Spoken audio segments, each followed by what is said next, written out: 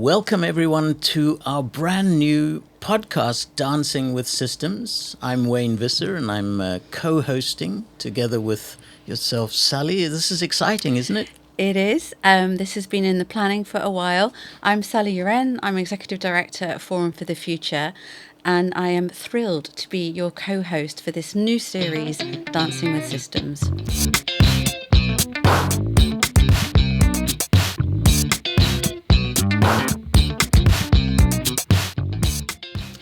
So let's kick off with a little introduction this time on what is a system, how do systems change, and then we'll give you a little bit of an insight into how these episodes are going to be structured. So let me start with that. What do we mean when we say systems? A system is a set of interrelated parts with a specific function. So a system can be a simple system, such as a bicycle, two wheels, a handlebar, a seat with a function to get you from A to B. It can be a more complicated system. The transportation system in a city is a more complex system, interplay now of private vehicles, public vehicles, people, but still the objective of getting you around the city. A system can be an ecological system like the ocean, it can be a social system such as education, or it can be a socio-economic system such as food. And actually we can't get away from systems. We're entirely embedded within systems, and even what we might call nested systems, so systems within systems. So systems are really the defining characteristic of life, and it's worth us reflecting on then how do systems change. That's really the essence of our podcast. So why don't you kick us off with that? How do you see systems changing? Yes. For anybody listening that knows me, you'll know that I am a big fan of the multi-level perspective. So this is an academic framework that talks about the fact that any system tends to operate at three levels. You have what's called the landscape level of a system, which is where slow-moving trends such as demographic change, climate change will play through. Then you have the middle of a system, which is the mainstream, sometimes called the regime, where we all go about our day-to-day lives, where shifts in consumer preference, shifts in legislation might play through. And then the really exciting piece of a system is what's called the niche. This is where innovation bubbles up, bubbles down, but when it starts to bubble up, systems begin to change. And so when we think about how then do systems change, it usually is when those landscape pressures, so in the case of the energy transition, the science around our changing climate, is coupled with new technology coming in from the niche, in this case renewable energy. The point at which renewable energy reached price parity with oil and gas was when the system began to shift. But the final ingredient is people willing to do things differently. So you have a startup phase to systems change where we see the data flowing differently through the system, innovation begins to bubble up. You have the accelerated phase of systems change, which is where we are in many of the systems transitions, where you've got new policy, new practice, access to capital, and then you have the stabilization of a new system where it's working to a different set of goals, because systems aren't broken. They do what they were set up to do.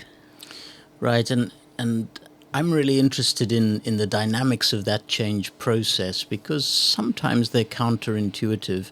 And one of the things I would say is that because systems are so interconnected, we sometimes get surprises, and we refer to that as the butterfly effect from chaos theory. But that's really just about sometimes very small changes can result in very big effects, particularly if we reach a tipping point. The other thing is that systems often seem to not be changing for a long time, and then they change very quickly. And that's the sort of exponential curve of change and that tipping or inflection point. I think that's worth noting. We're not going to get too much into the theory of systems in this podcast, but I do think it's worth giving a nod to some of the great leaders in this space like Donella Meadows. And she, made the very clear insight that there are levers of change. I think there were 12 leverage points, and that there is a hierarchy. So some things have less effect, and some things, as we go deeper, have more effect. So I think it's worth bearing in mind all of these dynamics of systems change as we go. Well, what are people to expect now in the episodes that come? We have a bit of a structure, and we're Sure. taking everyone on a journey. Yes, so you can expect 6 episodes covering 6 systems transitions.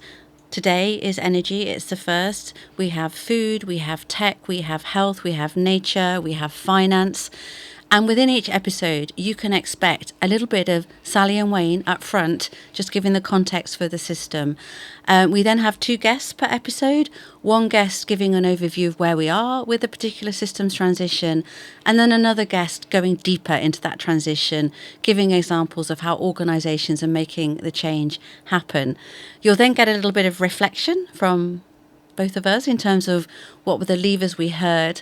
And then to finish each episode, because the title of this episode is actually taken from one of Diana Meadows' really important works, Dancing with Systems, we're going to liken each transition to a dance. So you can expect a little dance theme at the very end. And to be clear, we're going to identify a dance. We're not actually going to do a dance. That's a step too far, as it were. Well, shall we dive into the first theme, the first sector, which is the energy sector? Yes, and so to kick us off, we know that the energy transition is well underway right now. We've been talking about the need to transition our energy systems for over 2 decades, and it's a really exciting example of a system in rapid transition. But would love to hear a bit more about the facts behind that transition. Yeah, well, I think, as you say, it is still a system that is dominated by fossil fuels as we stand today, but it is changing so fast. So roughly 60% of global electricity is still fossil fuel based, but renewables and nuclear account for the rest. The thing to watch, though, is, where is new electricity coming from? And this is completely being dominated by renewables. And the big star here is solar at the moment. Wind is also important, and the others, but we're really looking at solar taking up maybe even 80% of the build out of the system, and of course it's happening very fast.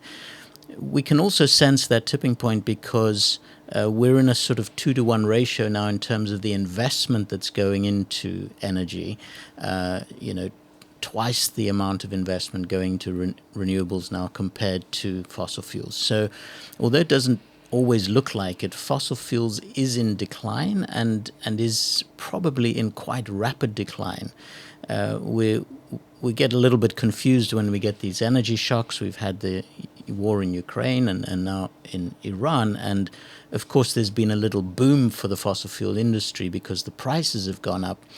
But actually, I think it's one of the things we'll explore in our interviews, but I think this has actually accelerated the transition to clean energy because nobody wants to be dependent on these kinds of energy systems where we have shocks, and renewables are a great answer to that. So, Sally, that's a little bit the context of what's happening. It's extremely exciting, dynamic, challenging. When we think ahead now to our guests, what are some of the themes that you're hoping will be discussed? For me, there are 2, which are so front of mind because so many conversations I'm having at the moment are focused on these 2. Is the energy transition unstoppable? Whatever happens with geopolitics, are we going to get there? I'd love to explore that. And then I also really want to know, yes, this is a fast transition, but can it also be fair? How do we ensure that we don't leave anyone behind? And so I'm really curious to hear more about the just transition. Can you? Yeah, likewise, I think the transition fails unless we have that social justice element, unless we bring everybody along.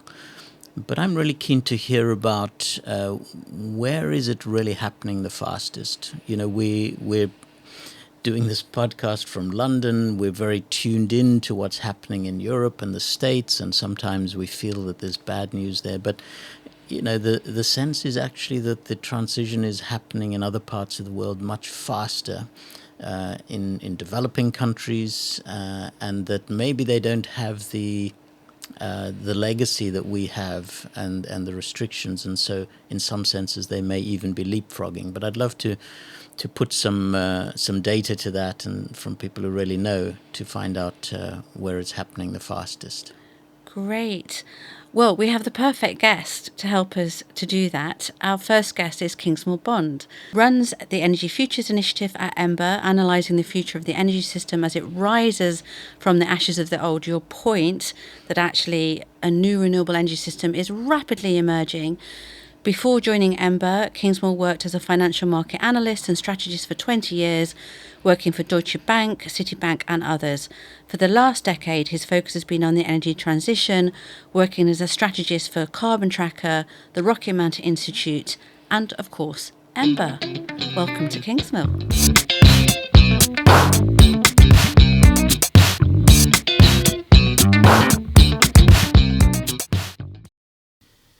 Well, welcome, Kingsmill, to our podcast, Dancing with Systems, where we're looking at various sectors and how they're transitioning.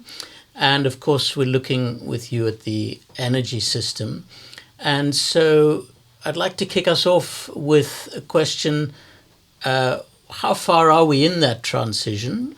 And what's behind that question, I guess, is, do you think we're already beyond the tipping point? Could it be that the geopolitics could slow us but not halt us? So how do you see it at the moment? So the answer is we are past the tipping point. And we are past the tipping point because electrotech or renewable solutions are cheaper than fossil solutions and are providing all of the growth in energy demand. Fossil fuel demand consequently has peaked and is on a plateau and will be clearly in decline by the end of the decade. And Trump's adventure into Iran will only speed up that transition. So it's not easy, but the key point is that this is a story that a moment we've been anticipating for a very long time. And as a result of events over the course of the last 3 months, I think we can be increasingly confident that a structural shift has turned into a clear peak. Do you have any examples or any facts and figures that bring that alive? Because when we say this, of course, people don't necessarily see it on the news, do they? And they don't have a sense of the speed and the scale of this transition already underway. So the transition at heart is driven by the growth of superior technology, which just keeps on getting cheaper and is deployed rapidly on what we call S curves or exponential growth curves. And the key number that we tend to point to in the first instance is to look at the growth in electricity demand. And in 2025, in broad terms, the growth in global electricity demand was around 800 terawatt hours, and solar grew by 600, wind grew by 200. So all of the growth essentially in electricity demand in 2025 came from solar and wind, and those technologies continue to get bigger. So as I say, this is a moment we've been anticipating for a while. If you look at it in the second vector of change in the energy system, where you've got a fight going on between electricity and essentially fossil fuels, what we're seeing is electricity taking all of the growth in one subsector after the next. So we had, for what it's worth, peak final fossil demand right across the West, actually almost a generation ago, back in 2008.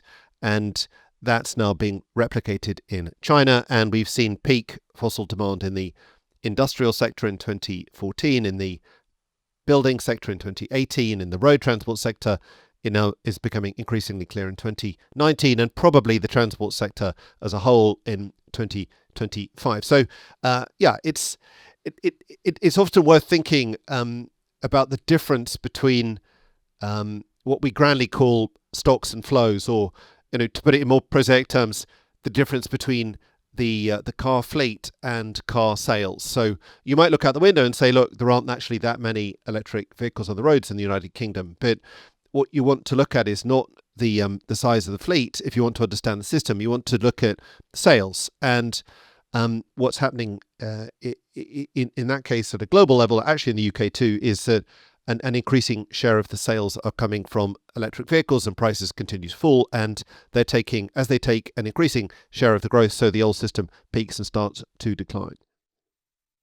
Great. Thank you for that. And some very compelling stats there, which is good to hear.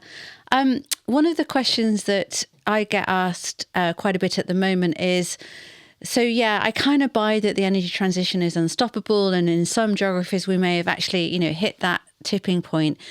But what about AI? Isn't AI going to be incredibly energy hungry? And isn't that going to mean more nuclear? And what's your sort of response to that? Are you worried about the energy demand from AI? Are you concerned about the possibly short-term increase mixed in nuclear? What do you think? Well, I mean, there's no particular link between AI and nuclear. I mean, I know some people want it, but they're two totally separate questions, really. So look, the answer here is actually much more optimistic than you might anticipate. AI is the electrification of thinking and the substitution of physical molecules with cyber electrons. And therefore, AI itself is a fabulous tool for the energy transition, which will speed up change. It will speed up change in lots of ways. So everyone points to the fact that you need AI, for example, for distributed renewables to work. You need AI as a tool for efficiency, which again is a way of reducing the amount of energy that we use. And AI really is, as I say, a way of substituting molecules of the fossil system with electrons of the electric system. So from almost every aspect, AI is very helpful to speed up and enhance the energy transition. And if the immediate pushback to this one is, oh, but we need all this electricity for AI, which I hear all the time. I mean, just look at the numbers. The entire global electricity system uses 30,000 terawatt hours roughly, and all data centers with all AI uses use about 500. So the data centers actually not particularly large piece of the electricity system. If you start then looking at the growth, it becomes clear that AI is going to, and data centers demand's probably going to double by 2030. Not as high as some of the backers would have us assume, because of Kumi's law, which essentially says that these technologies just keep on getting more energy efficient over time. But the point to me is that there's a lot of growth. So go 500 to 1,000 in a 30,000 terawatt hour system. Maybe it's about 10% of the growth, but it's less than the growth coming out of air conditioning. It's about the same as the growth coming out of electric vehicles. So it's just one of a number of factors. And let us not forget that the main reason why we do AI is not just to watch cat videos. It's to do things more effectively and efficiently and intelligently, and that just means less energy demand. And nobody really knows how much efficiency gains you can get from AI. And the great guru of this is the incredible Amory Lovins, who's still writing brilliant analysis of this. But he's very, very clear that the savings on efficiency we're going to get from AI are materially higher than the electricity we put into the AI in the first place. And it absolutely stands to reason. I also wonder if people have a misconception about where the growth is happening fastest, where the transition is happening. We are quite fixated on the North and the West and tend to look at what's happening in Europe and the United States. Is it true to say that developing countries are actually moving very fast on this now and may even, in some cases, leapfrog? Of course, there's the case of China, which is its own case, because that is really the front runner. But can you talk a little bit about how the energy transition is happening in developing countries? So I think this is something that surprises people. We've been fed this constant diet for a few years that this is a moral fight and we've got to reduce our carbon footprints, and it's a question of necessity and doing the right thing. But actually, in reality, it's just a technology shift from an inefficient, bad, polluting technology to a much more efficient, faster local technology. And that's what's going on all over the world, folks. The fact that we can't necessarily do it in the United Kingdom is neither here nor there. It's a global story. Everyone's doing it. And to give you some statistics, which I think are quite surprising and not necessarily very well appreciated. So it is, I think, fairly well understood that almost all the growth in expected growth in energy demand is coming out of the emerging markets. 3/4 of that is coming out of Asia. And Asia's already leapfrogged the UK in terms of electrification. Like, the first thing they're ahead of is electricity as a share of final energy demand. 80% of Asia's ahead of the UK. And then the second thing they're ahead of course, because not very sunny sadly here, is solar as a share of electricity generation. And the reason people are doing this is, again, it's not for climate reasons. They're doing it because these technologies, they're cheaper, they're quick, they're local, they don't require an increasing dependence on fossil fuels. And we've also looked separately at the story in Africa. Again, Africa has got 40% of the world's sunshine, and almost all the growth in population. The only way that these people can get the energy that they rightfully need and desire is by harnessing the sun. And suddenly it's cheap, and China's basically doubling the sales of solar panels to Africa on a very frequent basis right now. So there's a fabulous emerging market story going on out there. The other statistic, if I may hit you with some more stats, that always amuses me is, let us not forget that only 3% of the world lives north of Birmingham. So the kind of problems of intermittency and the lack of sunshine and the seasonality that we face in the UK, these are not universal problems.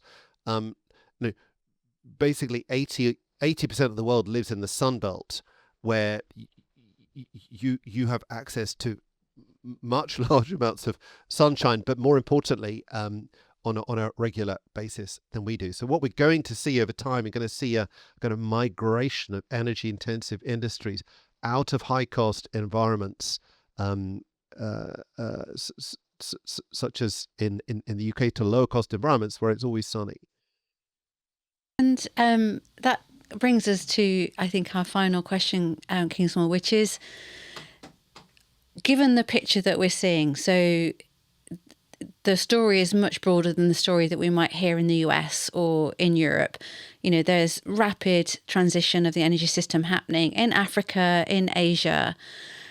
What needs to happen to complete that transition? Are there levers that we need to pull differently? What will get us to where we need to get to? And if you wouldn't mind, say something, if you can, about the sort of social dimension of this. How do we enable that sort of final aspect of that transition in a way that also, creates great jobs and sort of speaks to that sort of, human side of the transition, if you will? So, in very prosaic terms, in order to have an energy transition, you just have to do two things. You put solar and wind in as your ways to get electricity, which basically everyone's doing all over the world, and then you electrify end demand. So it's always worth bearing in mind those are two things you need to do. And when it comes to this whole process, I think it's worthwhile remembering that speed is justice. That those who stick with the old system are going to be left behind, and those who seize the opportunity will get cheaper local energy. And therefore, whilst there are many facets and many aspects of this transition, speed is justice. We need to get on with it. So if your question then is, what do we need to do? Look, it's always dangerous here because there's a laundry list of stuff that one needs to do. But to try and sort of synthesize it down to a few fairly simple points of things we're not necessarily doing right now. The first thing we need to do, and this is becoming a little bit of a mantra for us, but also more widely, is you've got to get the price of electricity down. And we can talk more insofar as you're interested about how do you do that. But let us not forget that the UK has almost the highest electricity price in the world. It's 40 cents per kilowatt hour. The Americans, Chinese are at 20, and there are plenty of countries at 10 to 20. So it's hard, but we're definitely not pulling all the levers that we could pull to get the price of electricity down. Second thing you have to do is linked to the first is you have to electrify stuff. And, it's an absolute disgrace that we have had stagnant electrification in the United Kingdom and across Europe and the West for about 15 years. And it's been stuck at just over 20%. And in the meantime, China's gone from 15 to 30. So we just got to get a grip and electrify stuff. That's the second thing you need to do.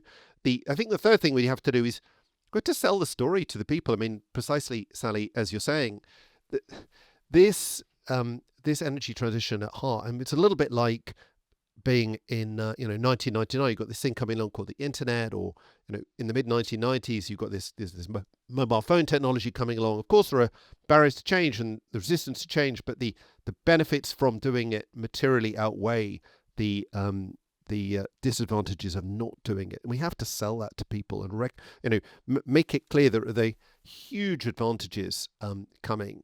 And again, I know because the UK debate is somewhat weirdly polarized.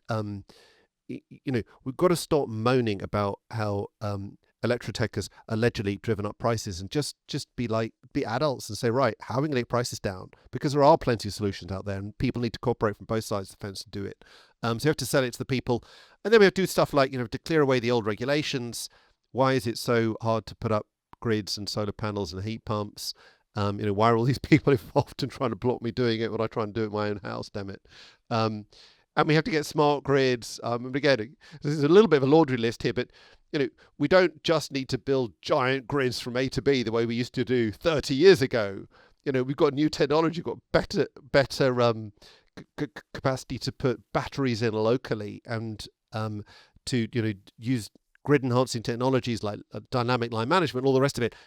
That's got to be part of the solution suite too. I don't necessarily in all countries see that happening. So look, I think there are a lot of things we need to do. And then the final thing I will say, which is again maybe slightly surprising to your audience, is that we need to be less ideological, and we have to prioritize cost over carbon. Now, you might well say, how could it possibly be that a think tank like Ember makes a point like this? And the point to me is that at the moment, we are trying to optimize the last 10 or 20% of decarbonisation of electricity. That's great, but that's driving up the price of electricity so high that we can't address the 80% of the system, which is non-electricity. So we have to think a tiny bit more holistically about clever ways to do both A and B. And that, in my very simple terms, means that we need to figure out ways to reduce price and get price on our side to drive some change. And if there was one thing that you could do, Kingsmill, to reduce price, say here in the UK, what would it be?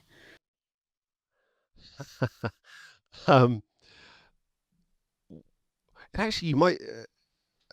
Well, I think the easy thing to do is just stop spending money on stuff that doesn't work and doesn't help. Reduce either reduce carbon or make us safer. And there are plenty of examples of that. So we don't need carbon capture. We don't need to be ripping down trees in North America, shipping them to the UK, burning them very, very inefficiently to make electricity. We don't need to be putting in hydrogen networks. We do need to have locally priced energy. We do need to figure out ways to get domestic rooftop solar and batteries into the system at much greater speed. I think your point is well made, is we have a finite amount of capital in the system right now. How can we deploy that to the biggest areas of impact and step over the false choice of carbon and cost and actually look at the system in the round? And that is incredibly hopeful. And you've just shone a light on all the reasons to be cheerful about this energy transition and believe that it might come sooner than perhaps we might think. We're there. And I think the other killer point for us in the UK is as I keep on saying, we've just got to be adults about this. And this transition is happening whether or not we like it. We absolutely have to ride it. And we have to figure out our place in the new global energy system that's coming. which means stop moaning about trying to prop up dying industries and systems, and think much more intelligently about how do we position ourselves for the industries of the future. You know, how do we build cables and transformers Brilliant. and wind turbines and software in the United Kingdom? How do we draw jobs and opportunity to these shores? How do we finance it abroad? I mean, that's what we need to be thinking about, not sort of trying to prop at the old system or go back into the North Sea, which we've already exploited. That job's done, folks. It's over. Let's do the future, not the past. On that note, I think we should leave it, and just to say thank you so much for, as I say, casting a light on the transition, underscoring in completely clear terms that we're almost there. And that's a message we need to get out there and people need to really pay attention to. So thank you very much. Thanks. Thank you. Bye-bye.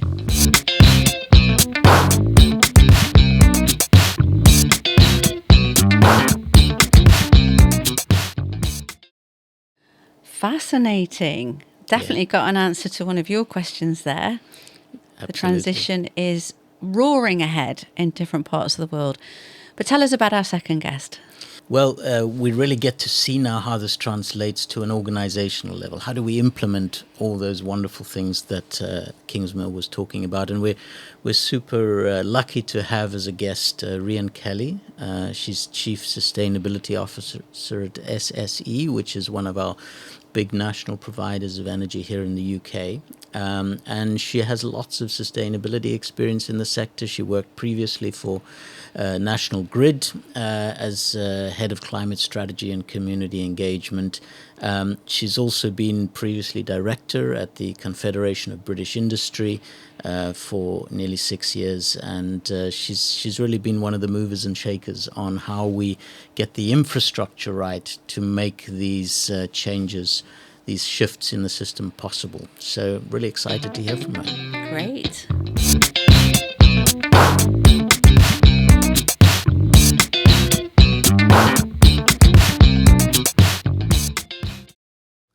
Welcome, Rhian, for joining us on our podcast, Dancing with Systems. Thank you for coming along today. We're delighted to have you here because SSE are such a leader in the energy transition here in the UK. And in that capacity, our first question is, how is SSE contributing to the energy transition? What are the big opportunities? What are the challenges? Well, I have to say, it's a really exciting time to be at SSE. I've joined 7 months ago now, and wow, what a 7 months. When I arrived in the door, one of the first things we did was announce a £33 billion investment out to 2030 in the energy system in the UK. And £29 billion of that will be spent in Scotland on the transmission network. Really key part of the energy infrastructure that we're building in the UK, connecting up the offshore wind that's coming, connecting up the renewables and ensuring that it basically gets into people's homes and businesses. So a really exciting and really important part of our business. But in addition to that, because there's a lot of homegrown renewable energy, we are also part of that process and part of that part of building those new offshore wind farms. So we have Dogger Bank, which at the time was the largest offshore wind farm. We're in building stage of that now in the North Sea. And then we've just had the framework agreed with the government to build Berwick Bank, again off in the North Sea. So we're building renewables at the same time as building the network to connect the renewables to people's homes and businesses. And then also, as we make this energy transition, we'll still need some backup capability in case the wind doesn't blow or it doesn't rain, and we have lots of hydro power stations in Scotland, and you can't run them all the time. So we will need some backup capability, often gas-fired power stations, and we are running those to make sure that we have constant backup supply of energy across the system. And of course, with the shift to low carbon, we are trying to make those plants as low carbon as possible. So we're looking at whether we can capture the emissions and bury them under the ground, or whether we can transition to using hydrogen instead. And that relies on government policy. And so we're working with government to push forward some pilots to see if we can make sure that the whole energy is a clean energy system. But it gives you a flavour of actually the exciting times to be an SSE at the moment. Great. So huge opportunity there to really expand the UK's renewable capacity. You touched a moment ago again on the sort of importance of government, but are there any other sort of immediate challenges that you might need to navigate in order to really unlock that capacity? Yes, some of the challenges is building these projects. I mean, they're really big. Some of them are big substations. Some of them are big overhead lines. And so consenting is one of the things that we're working with the Scottish Government and local planning officers to make sure that we get the consents, that we work with local communities to get the consents to put these projects into place. Some of the other things that we are working on is our supply chain, to make sure our supply chain is able to come with us. And we've got the right skills in place, we've got the right equipment in place, we've got the right materials in place. So those are some of the things that we're thinking about. But there's quite a lot of opportunity as well. So some of our recent analysis has suggested that overall in the UK and Ireland, we think our investment alone is adding about £10 billion to the UK economy, and creating, not just in our business, of course, but just wider ripple across the UK and Ireland, creating 88,000 plus jobs. So there's a huge sort of added value and opportunity from making all these investments.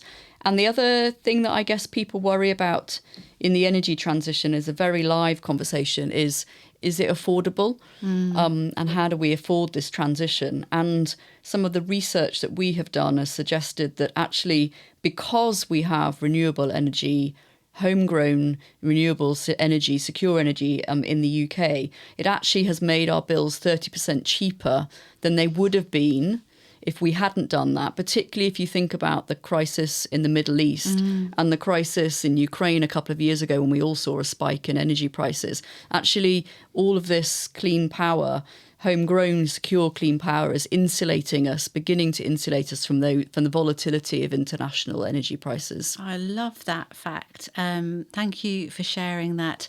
And just kind of on the opportunity challenge dimension then, so we do hear in the press that, renewable energy is more expensive, and you've just clearly dealt with that. And then there's also this kind of notion of, and you touched on this a moment, but I'd love to hear a bit more, is how the transition will generate new jobs, because there's the whole sort of terminology of a just transition. How do we transition in a way that doesn't leave anyone behind? Just tell us a bit more about how you're approaching the just transition at SSE. Yes, this is one of my favourite things about the work we do, actually, and the thinking about the just transition. And there's lots of elements to it, but essentially it's making sure that everybody can benefit in this huge shift in the energy system. And there's a number of different things that I would point to that we've done at SSE. So, for example, as part of the £29 billion investment in our infrastructure, we've also committed to support communities with affordable housing. So we're planning on building 1,000 affordable homes. But the way we're going to do it is we will first build them for our employees in the communities as they're building the infrastructure. So they're not taking homes away from people in those communities. But then as we finish the projects, we will then hand those homes to the communities. So there's more affordable homes in communities. And that is one of the things that we hear from communities in the north of Scotland, that often affordable housing is one of the challenges that they have. The other thing that we're doing is investing in those local communities, hand in hand with those local communities. So in the last year alone, we've spent 25 million, but with the increase in our infrastructure, we expect that to significantly increase up to 100 million more in the next sort of 5 years. But what we do is we go into communities, we work with communities, we work out what their priorities are, and then we work with them to sort of support projects aligned to those priorities. So I was up in Fort Augustus at the end of Loch Ness in February, looking at, again, a housing project that we had been part of supporting with our community investment. But we've also, in that same community, supported a local community shop So people don't have to travel 20 miles just to get bits and bobs from the local supermarket. And then behind the shop was a small food bank for those in need in the community. And then we were also looked at future project for the community. Again, some housing had come up in the centre of the community, and we were looking at how do we make it into affordable housing so people can remain in the community. So I think that's a powerful part of the transition, so that it isn't just a transition that's about building networks or building renewable energy. It's actually a transition about people and making sure that people are able to come along with us. Wonderful. Thank you for that. Yeah, and what I love about your approach is that you are tackling so many elements of the system directly. You're getting involved. One of the pieces of the puzzle that I haven't heard so much about in the UK context, maybe you can touch on it, is where are batteries in all of this? Grid scale batteries, because when we talk about intermittency in the energy system, we have a solution. So I'm just wondering whether that's an area where we haven't invested enough, perhaps. I'm not sure. And then I'd like to also talk a little bit about what you started to touch on, which is, what about the supply chains, your own, but then, of course, the issue that most businesses struggle with is their scope 3, which is their supply chain, and is there anything we can do to help? So 2 different questions. Yeah, so let me just touch briefly. I mean, we do at SSE invest in batteries, and so one of the things we've done at Ferrybridge, where we had old coal-fired power generation, is we've turned that over to batteries. So we've just opened a huge battery farm there. So it's part of our portfolio. There are others better placed to talk about the wider impact of batteries in the system, but it's definitely part of our portfolio. But let me come back to your point then, your second point about supply chains, which I think is really important. So we have a huge supply chain, and we work with our supply chain not just on getting the projects built, but also actually how do we embed sustainability in that, and what expectations do we have for them? And as I was thinking about speaking to you, actually I thought some of the things that we talk to our supply chain about are very relevant to any business thinking about how does he play its part. So we'd often start with a conversation around, what are you doing around your emissions? How do you manage your emissions? Have you set targets? How can we help you set targets? What are the most appropriate targets for you? And, I don't know whether targets are appropriate for everybody. We obviously have them.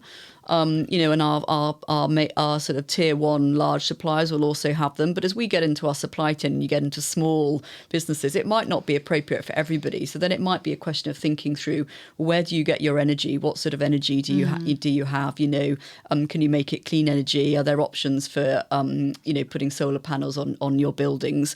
And the other thing that I think a lot of businesses might go to, and of course we do, but we talk to our supply chain about is transport. How do EVs, you have a fleet, do EVs make up your fleet? What do you do about air emissions and air travel? And, are there options to think about reducing it and particularly with virtual technology? So we have those conversations with our supply chain. But we also, it's a bit more nuanced than that as well, because we have a target ourselves to engage with 90% of our supply chain and encourage 90% of our supply chain to have their own targets. That will work for many, but it won't work for all, and it is by spend. But we do work with all of our supply chain, so there's a collaborative approach. It's not a stick approach. It's how can we work with you and how can we share our experience. But we also talking to our supply chain, and again this will apply to beyond supply chain, our supply chain. We're talking to them about the people element of the transition. So what are you thinking around in terms of the living wage? We have also moved on to thinking about living hours. And we work very carefully with the Living Wage Foundation. And we sort of talking again to our supply chains about, well, how can they adopt that? Where is that appropriate to adopt? How do they treat people, they're both employees and people in their supply chains? And we also think about and talk about with our supply chain forced labour. I mean, we have a business that deals with, but we have both solar projects, but we also have a customer business working with helping customers put solar into their buildings. But how do we make sure that solar isn't sourced using forced labour? So we, and again, sharing our expertise and our understanding with our supply chain. But I think those are things that many businesses themselves could think about. And the final thing I was going to say is this piece we touched a little bit about social value. And how do you share the value into your community? How do you think about it, not just from a missions perspective or an economic perspective, but how do you think about it? You know, some of the things I've touched on in terms of working with communities. And what we see is that there are plenty of small, medium enterprises doing brilliant work in local communities that's most material to them. And so that would probably be my final point on this, is really, as a business, I think about what is most material to you to do. Don't need to go at all of it, but some of what I've mentioned, you might think, yeah, that's really relevant in my business, and I'll leave aside some of it, and that's fine. I think it's sort of important for all of us to be thinking about actions we can take, and I think little steps are as important as big steps. So, brilliant story there of a leading organisation in the UK, really blazing a trail for the energy transition, and lots of room for optimism there. And in fact, we know that the energy transition is unstoppable despite geopolitics. And in fact, some aspects of geopolitics have accelerated the transition. If we think about the energy transition in the UK, and obviously as SSE, you're a big part of that, what needs to happen next to get us to that unstoppable moment in the transition here in the UK? I think there's something in here about keep going. I think the energy debate, net zero, climate change has become more divisive a topic than perhaps it needed to. And there's a risk in that everybody thinks, well, maybe I'll just sit back and wait and I'll see what happens. And I think it is unstoppable, but it shouldn't stop us all from taking little steps, and every little step will get us there. And so sometimes I think it can feel too big to know where to start. And so I think little steps will get us all there. And I think there's lots we can do ourselves as individuals, and the choices we make, the transport we take, to some extent the things we eat, the way we live our lives, that we can all play our part. And if we all play our part, I think collectively we will get there. Brilliant. And there's something really powerful there about narratives, isn't there? Yes. And we know that one of the deepest levers for systems change is narratives. And so if at this moment in time we all pay attention to the narrative, which is the energy transition is unstoppable, it will be great for everybody, we're nearly there, we just need to keep going. That seems like quite an important story to get out there. I agree with that. And also part of that is accepting that we do need to bring everybody with us. And where it isn't working as well, we need to make it sure it's a just and fair transition, and make sure that there is support in place to bring people with us where it's needed. Perfect. Any transition needs to have people at its heart. Thank you, Rhian. That was a lovely conversation. We appreciate you dropping by. Just thank you very much. Thank you so much.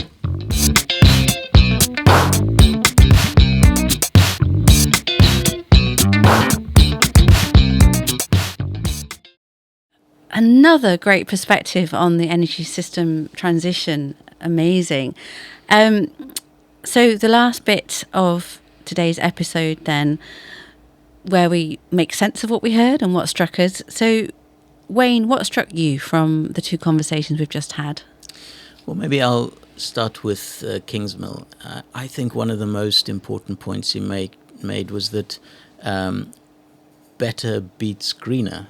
In other words, this transition is going ahead at such pace simply because it's performing better now. It's cheaper, it's a better system, it's more resilient, and that actually translates then into an economic opportunity for countries. Of course, a country like China is just grabbing hold of this and really running with it, but many others in Asia.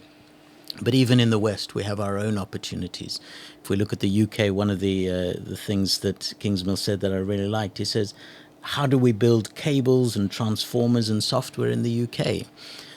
We've also, we've got a bit of a lead in offshore wind. So every country, I think, will have its own economic opportunities here, and that's likely to be a more sustainable driver, because you're not having to drive it on the moral case, but rather on the economic or the business case. How about you? What were some of the insights you took away? Yeah, I mean, I think that speaks to a sort of shift in narrative, particularly here in the UK, where there's a narrative that really is trying to say, well, decarbonisation is expensive and actually it's a huge market opportunity.